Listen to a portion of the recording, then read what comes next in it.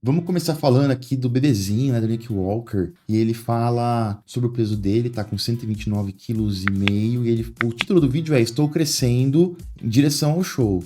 Ou seja, ele tá fazendo a preparação dele, fazendo, teoricamente, o cutting, secando, e o peso tende a baixar nessa fase e o cara tende a perder um pouco de volume. E o Nick Walker tá falando que tá acontecendo o contrário, ele tá crescendo. Isso pode acontecer, eventualmente, em alguns casos, onde o cara tá, por exemplo, não tô falando que é o caso do Nick Walker, tá? Tô dando exemplos. O cara tá num off, mas dando dose baixa. Aí ele aumenta as doses no pre-contest. Ele tende a ganhar um pouco mais de músculo e crescer um pouco na preparação. Ou um cara como Kevin Levrone, que parava realmente de treinar, de tomar tudo durante 6 meses. E a preparação dele durava outros 6 meses pro Olympia, alguns shows que ele ia fazer. Então ele crescia durante a preparação normal.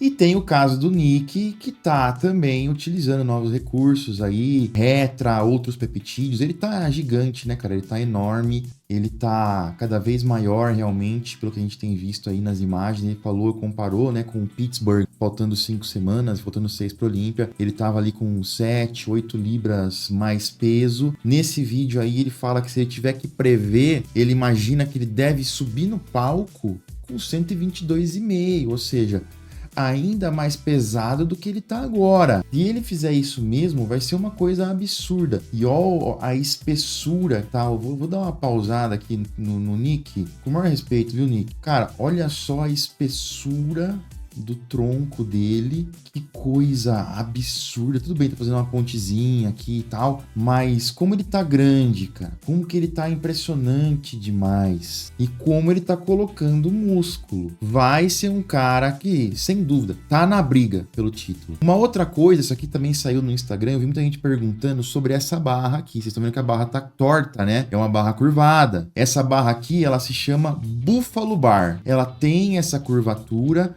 E no supino, por exemplo, o que essa curvatura permite que se faça? Permite que se tenha uma amplitude de movimento maior. Num cara muito grande como o Nick Walker, que tem aqui a caixa torácica muito espessa, se ele fizer uma barra reta, ele vai parar muito lá em cima, porque vai ter uma limitação do volume do peito que ele tem de tórax, diferente de mim, que se eu for tocar a barra no peito, eu tenho que descer um monte. Então aqui ela ajuda o atleta a ter uma amplitude de movimento um pouco maior, porque a barra, a parte mais alta da barriguinha da barra, vai demorar mais a tocar no peito. Outro ponto, vocês percebam que o braço do Nick é muito grande, então o braço do Nick já não flexiona tanto mais, já não tem essa amplitude tão grande, a mão dele já não tem como mais chegar tão perto do ombro. É porque ele não se alonga? Não, é porque não tem espaço realmente mecânico aqui, ó. O volume do bíceps bate no antebraço e não tem como esse braço dobrar mais. Então, também, se fosse uma barra reta, o punho dele ficaria numa posição que não é tão legal, talvez cause dor. E aqui ele consegue ficar numa angulação. Como o antebraço dele não está perpendicular com o chão, está num pequeno ângulo, a barra segue esse ângulo da mão, mantendo o punho aqui no alinhamento legal com o antebraço. Então, resumindo, é uma barra que permite, nesse caso, dar mais amplitude de movimento e permite que ele tenha um conforto articular melhor. É uma variação de barra bem interessante e, cara, como é difícil encontrar algumas barras aqui no Brasil, né?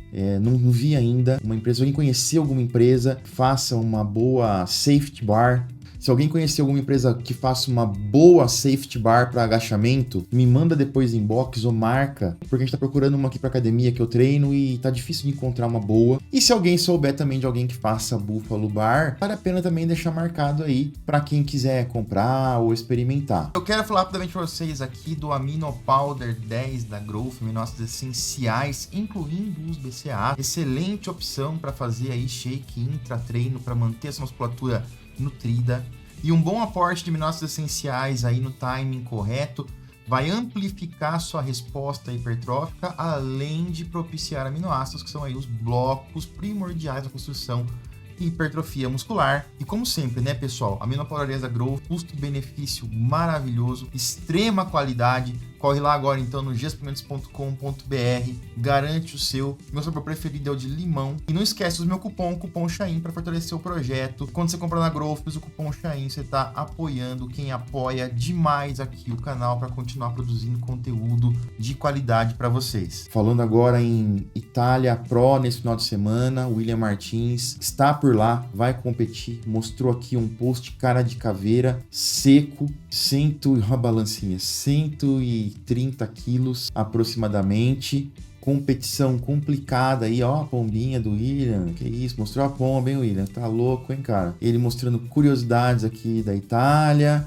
Vai ser um campeonato muito difícil para os brasileiros, com muitos bons nomes, mas o William está lá, vai fazer o seu melhor, vamos torcer muito por ele esse final de semana. O campeonato é no domingo. Outro brasileiro que tá por lá e vai competir também é o Carlos André. E ali hoje ele postou, agora cedo, um storyzinho de como tá o nível de condicionamento. Ele que é conhecido lá na Europa como Nathan De Acha brasileiro. Aí ele mostra que tá com a pele bem fina, ele falou que não começou a carbar ainda, o show é no domingo, então eles vão começar a carbar mais tarde, e hoje é o meeting dos atletas, então uma boa sorte aí para os brasileiros. Ainda falando sobre o podcast do Dennis James, que tava o Terence Ruffin, tava o José Raymond, tava o Milo Sarcev, eles falaram ali, como sempre fazem, né, previsões e opiniões de colocações do Olímpia, e vou falar pra vocês, hein, cara, o Milos elogiou o Ramon no outro vídeo, falou que tava muito bem, muito seco, e naquele momento ali o Milos até fala assim, ó, o Ramon no seu melhor pode vencer. Só que no final eles fazem as previsões e projeções do que pode acontecer no Olímpia e os gringos não estão muito confiantes no Ramon não, hein, cara, para ganhar o título. O Milos fala o seguinte, ó, o top 3 do Milos: Mike Sommerfeld vencendo, Terence Ruffin em segundo, Ramon em terceiro, Josema em quarto e o Logan Franklin em quinto. Eu tenho uma impressão, posso estar enganado, às vezes eu me engano também, uma boa frequência inclusive, mas eu tenho a impressão que o Logan não vai ficar em nem dentro do top 5 não. Posso estar enganado. O José Raymond, da top 5 dele, fala que o Ruff vai ganhar, com o Mike em segundo, com o Josema em terceiro e o Ramon em quarto, tendo o Logan em quinto. Josema é um cara que a gente não pode ignorar também, rapaziada. Eu não sei, não acho que ele vai ficar na frente do Ramon, espero que não. Mas o Josema tem qualidade, vai trazer um físico grande, condicionado. Vamos lembrar que ele vai tentar trazer aí uma altura maior para este Olímpia e, consequentemente, poder pesar um pouquinho mais. E aí, se ele conseguir a altura maior nesse Olímpia, vai ficar travada a altura maior. Pode ser que ele não coloque esse peso agora, mas ele terá uma liberdade para colocar esse peso para os próximos shows. Por isso que eu falo, não vamos esquecer do Josema, que ele pode ser muito perigoso. Mas é isso aí, quero a sua opinião. Vocês concordam com o Milos e José Raymond que Ramon ficará fora do top 2, podendo ficar em terceiro ou até quarto lugar? O que vocês acham disso? A minha opinião é a seguinte: o Ramon tá numa posição muito boa, tá fazendo o que não vinha fazendo nos anteriores, tá com um físico evoluído, com proporções melhores, costas melhores, braços melhores e mais proporcionais, pernas melhoraram um pouquinho, as poses estão muito melhores e o próprio José Raymond fala